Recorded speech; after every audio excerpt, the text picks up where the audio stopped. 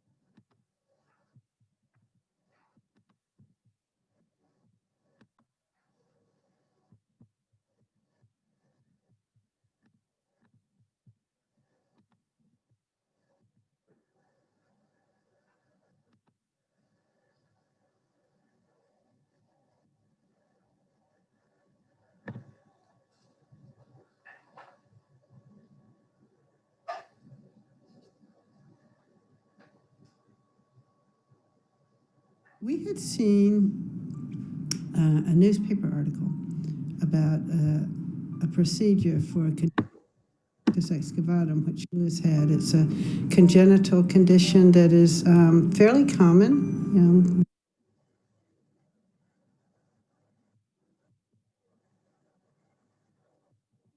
1 in 200 to 1 in 400 children have it.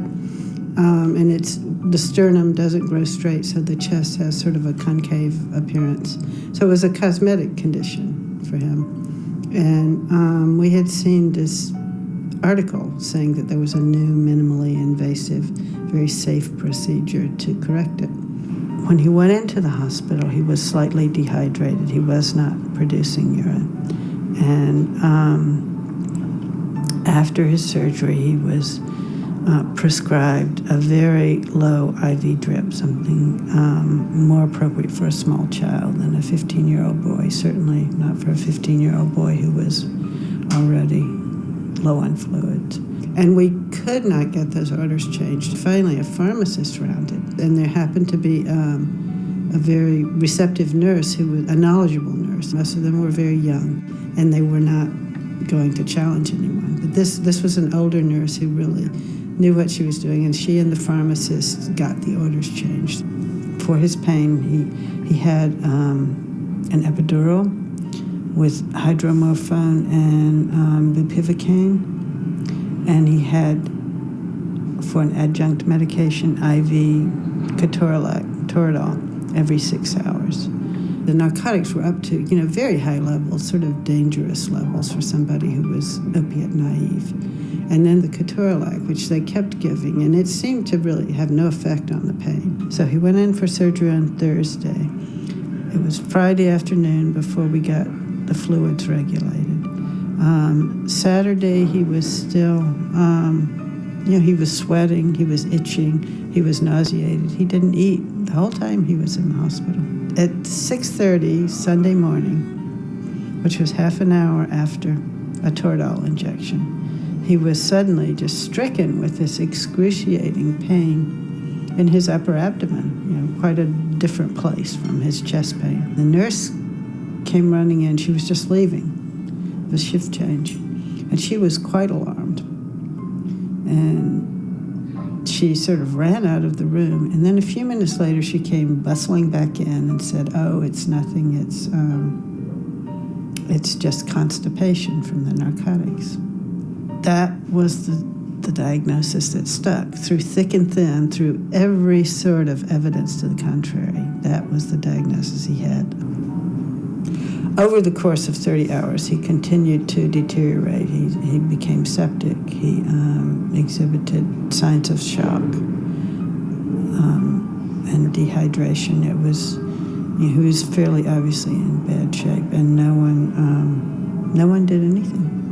Monday morning came, and when they came around to take Lewis's vital signs, he had no blood pressure. And there was just the assumption that couldn't be right, because how could a healthy child in for elective blood surgery have no blood pressure? They took his blood pressure 12 times with 7 different cuffs and machines. So they tried to take blood, and they couldn't. There wasn't much blood there. They were trying to squeeze and wring his arm to get some blood out. While they were doing this, he looked over at me and he started saying something I couldn't understand because his words were slurred. And he said, "It's going black." And I said, "What?" And he repeated it, with great difficulty. I just stared at him. I didn't know what to do about somebody saying something like that. And then suddenly he just arced into cardiac arrest. And his body went at all angles, and his eyes were staring. And he was dead.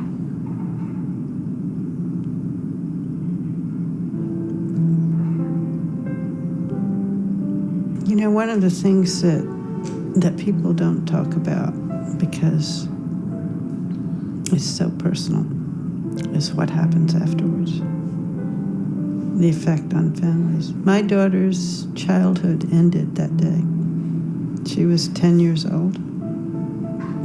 She lost her parents at the same time as she lost her brother.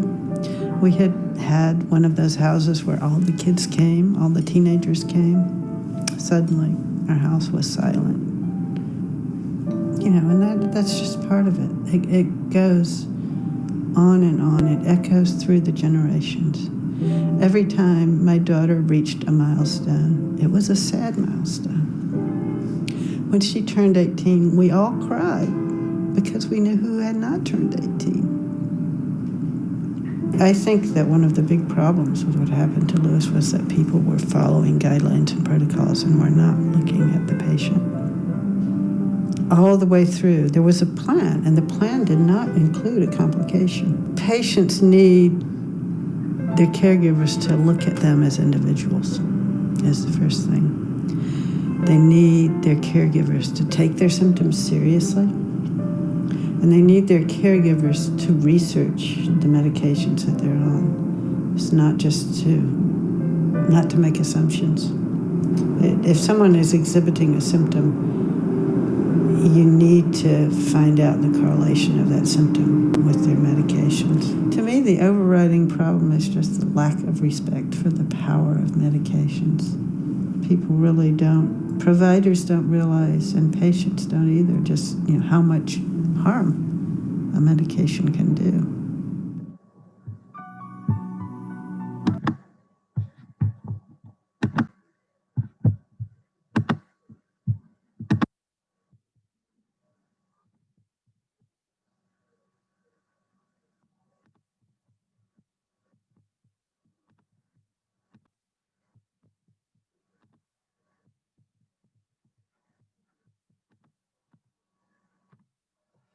Hi, everyone. So I'm back, and I think it's really important that we take a moment to really reflect on what we heard, not only about the life of Lewis Blackman, but how those last days unfolded. And what we know about the timeline is that it started on a Thursday when he went in for surgery, a healthy 15-year-old boy, 120 pounds, what does that make him in terms of dosing? That's adult dosing, right? So 15 years old, 120 pounds, we would pay attention to that in terms of adult dosing. And where that had a really big impact was the IV fluid, wasn't it? So we'll get back to that. So Thursday he goes in for the surgery. They later found out was dry and other kinds of things. By Friday, almost 2 days later, before they could get that IV order changed, with no urine output and other things. I'm going to talk about that. Saturday, he's sweating, he's nauseated, he's not eating anything. By Sunday at 6:30 in the morning, he has that acute abdominal pain that ends up being labeled constipation, a catastrophic error. And by Monday, Lewis is dead. And what we want to talk about is all of the cues that were missed through this, and how when we look at accountability, there's individual accountability, but there's team accountability and professional accountability. And how does all of this impact us as individuals? So let's start right back where when I was reviewing it. We talked about, so Lewis, healthy 15-year-old, 120 pounds. He went in, they found out he went into this surgery dry. So he went in slightly dehydrated already. What we have now in Ontario after the Sencha Bulgin case, a very important coroner's inquest that happened about almost 20 years ago now, where a young girl who had sickle cell disease was going in for removal of her gallbladder. So she was having a cholecystectomy at Sick Kids. They had done preoperative blood work and other things. She went in, had the surgery. Because she was complex in a medical way, she went to the ICU following her surgery. And the young nurse in the ICU was not able to recognize signs of a deteriorating patient. And we're going to talk about that. You remember one of the readings that's really critical is looking at that idea of something's not right. What's not right? But anyways, she, in the Sencha Bulgin case, the nurse was not able to determine that the patient's condition was changing soon enough to recognize early signs of shock. And by the time we see late signs of shock, it's very difficult to resuscitate a patient. And in that situation, that patient, Sencha Bulgin, died here in Toronto, and a post-mortem showed that Sencha had gone into a sickle cell crisis prior to her hospitalization. So between the time her blood work was drawn and the time she went in for her surgery. So her hemoglobin that had been taken a month prior or so was no longer reflective of the status of her red blood cells because they were sickling and so not able to carry oxygen. So Sencha Bulgin actually should not have gone in for surgery. That case, it was a very large coroner's case, has led to a change in the requirements for the time period between when blood work can be drawn and surgery can be performed. And typically it's a couple of days up to some institutions have a requirement of 5 days. Typically it's within that period. I think a week at the utmost, but you would know within your institutions and best practices.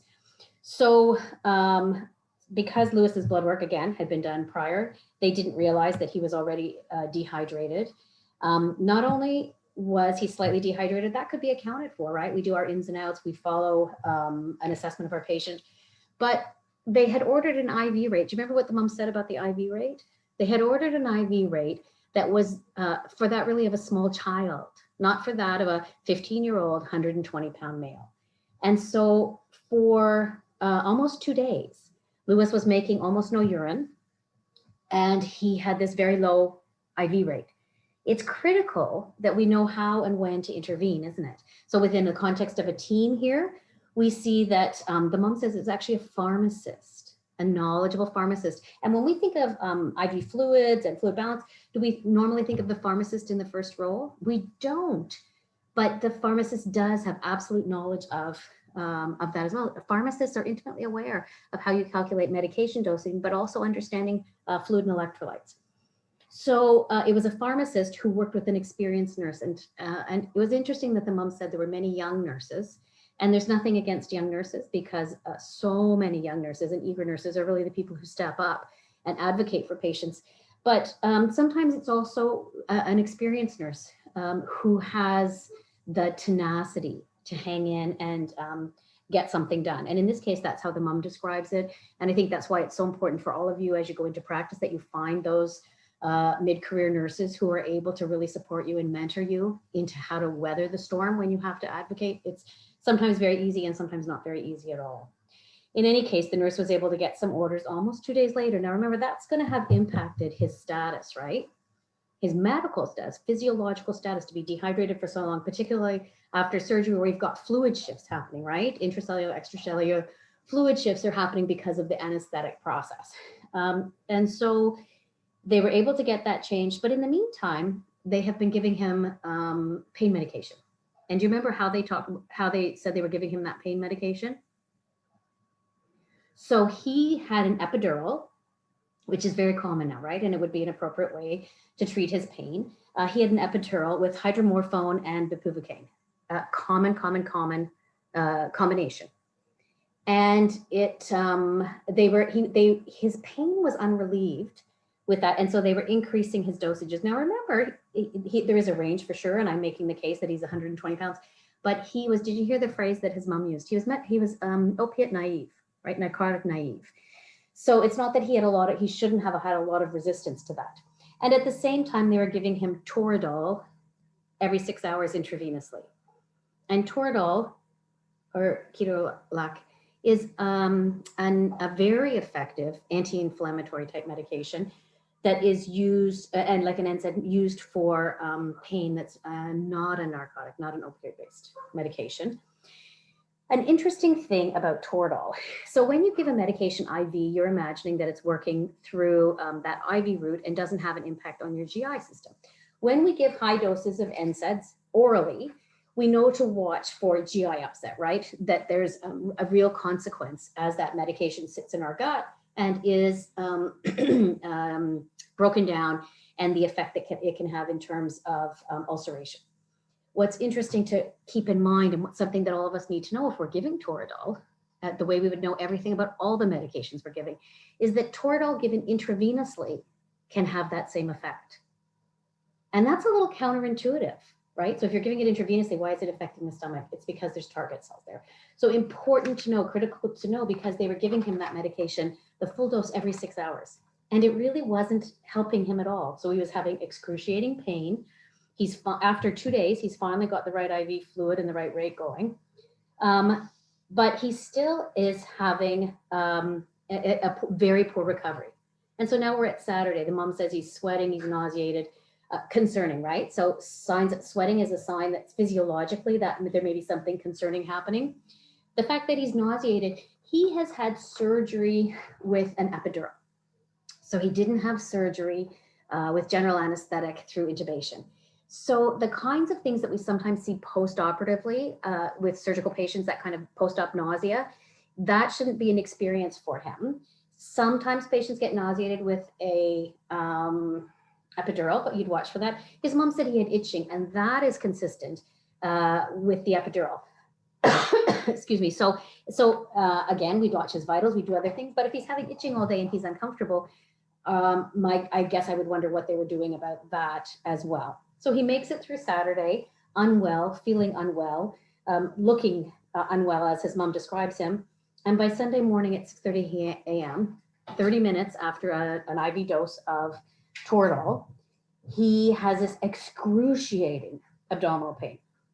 And this is really heartbreaking for me as it unfolds. The mom tells us that the young nurse comes in, she's very worried about what's happening here, runs out, and shortly later comes back in and has a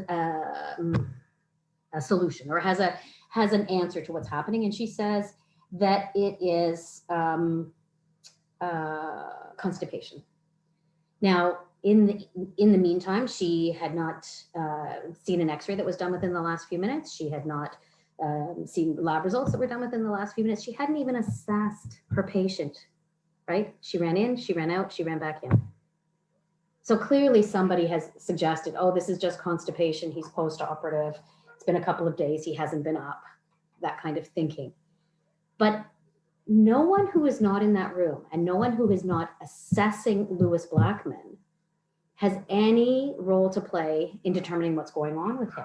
And yet clearly such a fatal error happened here in that the mom says that was the diagnosis that stuck. And no matter what, through thick and thin, they couldn't get rid of that diagnosis. So despite his agonizing abdominal pain, they had it in their heads that this was constipation. And so contrary to all of the things that they would normally do to investigate abdominal pain in a young man post-operative who shows signs of deterioration, they had his mom get him up and walk him in excruciating pain up and down the halls because they said that would help him. So by Monday morning, they come to do rounds, and everything fell apart. He didn't have a blood pressure. They tried to take his blood pressure, they said, with 12 times with 7 different cuffs. So here's a lesson for all of us. There's no need to ever try 7 different cuffs 12 times.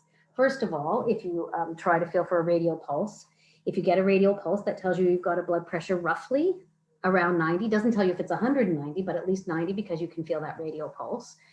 So that's at least a starting point. And if I don't feel that radial pulse, I'm not moving everywhere. I'm going to see if I've got a carotid pulse. I'm going to move right as close as I can to a central pulse. But I'm getting help, right? I'm getting help. Lewis has an IV. So if there's something wrong that they can't get a blood pressure, what's his heart rate? Remember we'll talk about vital signs and how we're looking for compensation. So if his blood pressure is low, if you can't get a blood pressure, what's happening with his heart rate? Do we see a pattern of compensation so that not being able to easily get a blood pressure makes sense as opposed to everything else looks fine and I just can't get it and who knows what's going on here. Additionally, at one point, they said a medical student said he got a certain blood pressure and then they all kind of believed it. You've tried 12 times with 7 different cuffs and a medical student tells you he got a blood pressure. Is there anybody here who is willing to say, okay, got it? No. That defies logic, right? The patient was looking in distress. They could not even get blood, right? They were not able to get a blood specimen. And yet they sort of, as the mom describes, couldn't believe what they were seeing. And part of the problem with not being able to believe what they see is that they had prematurely formed an idea that had given them tunnel vision. They were looking only at this one idea. Lewis is a 15-year-old. He had an elective surgery. Now he's got constipation. We have to help him with the constipation and then he'll go home. Tunnel vision. And so every piece of information they got, they added to that picture of tunnel vision. Oh, abdominal pain, that could be constipation. Oh, he doesn't want to get up, it hurts to move, that's the constipation. Oh, he's sweating a little bit, that can happen with constipation. So they're constantly taking any new fact that they get and they're adding it to their diagnosis already, as opposed to having that stance of inquiry and really saying, what is happening here? Every single time we see a patient, we're open to new ideas. What is the information telling us? And it's that real idea of what happens when it's a group working together.